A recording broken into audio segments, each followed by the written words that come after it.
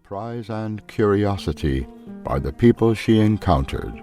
Baker's travels were chronicled in several books, including A Daughter of the Snows, published in 1902, which documented her experiences in Alaska during the gold rush, and Through Persia by Caravan, published in 1898, which explored her journey across Persia. Her astute writing was marked by a keen sense of observation and a deep curiosity about the world around her. She also wrote articles for popular magazines of the time such as Harper's, The Atlantic, and McClure's. Baker's work as a travel writer was not without its challenges. As a woman traveling alone, she often encountered suspicion, hostility, and even danger. She was once arrested and accused of being a spy whilst traveling in China, and narrowly escaped being sold into white slavery while traveling in Central Asia. Despite these challenges, Baker remained undeterred and continued to travel and write throughout her life. Baker's works continue to be read and admired today for their insight into the places and people she encountered on her travels, as well as for her pioneering spirit as a woman traveler and writer at a time when few women had the opportunity or indeed the courage to do so. She died in 1929, but her legacy as a trailblazer for women in travel and literature lives on.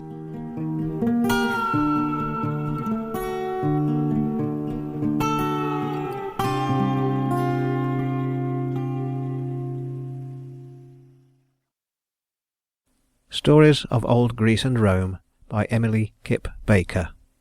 Chapter 1. In the Beginning. In the days of long, long ago, when men built altars and burned sacrifices, and worshipped their gods in temples of pure white marble, Jupiter, the greatest of the gods, sat upon his throne on high Olympus, and looked down upon the doings of men. The topmost peak of Mount Olympus was covered with clouds, so high it was above all the hills of Greece, and its slopes were thickly wooded. Just how high the mountain really was could only be guessed, for no man had dared to climb even as high as the first cloud line, though the story goes that once upon a time a wandering shepherd, looking for a strayed lamb, had ventured far up the mountain side, and had soon lost his way. He groped about blindly as the mists began to thicken all round him, and the sound of his own footsteps terrified him in the dreadful silence that seemed to be suddenly creeping over him. Then a mighty tempest broke over his head, and the mountain shook to its very base. From the hand of wrathful Jupiter fierce thunderbolts were hurled, while the lightning flashed and gleamed through the darkness of the forest, searching out the guilty mortal who had dared to climb too high. No human eye had ever seen the glories of Olympus. No human foot had ever stepped within its sacred halls, where the ceiling was of gold and the pavement of pearl, and the thrones of the gods shone with 1,000 glittering jewels. Here, quote, "The gods have made, so saith tradition, their eternal seat. The tempest shakes it not, nor is it drenched by showers, and there the snow does never fall. And in the golden light that lies on all, day after day, the blessed gods rejoice." End quote. Odyssey, Book 6, line 53.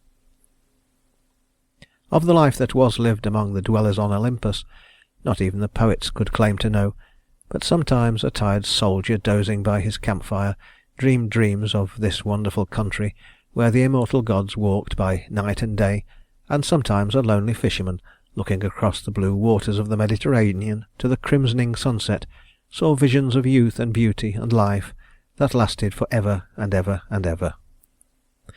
It was long before the memory of man that the gods first came to live on Mount Olympus, and it was still longer ago that all the great powers of the universe fought with each other for the right to rule the world. In this mighty war, which rent the very heavens with the crash of battle, Jupiter at last conquered all his jealous enemies, and made himself ruler of the gods and of the world. On that day he established his dwelling place on Mount Olympus, and set the earth below him for a footstool. From his throne in the high heavens he looked down upon the kingdoms that he had portioned out to each.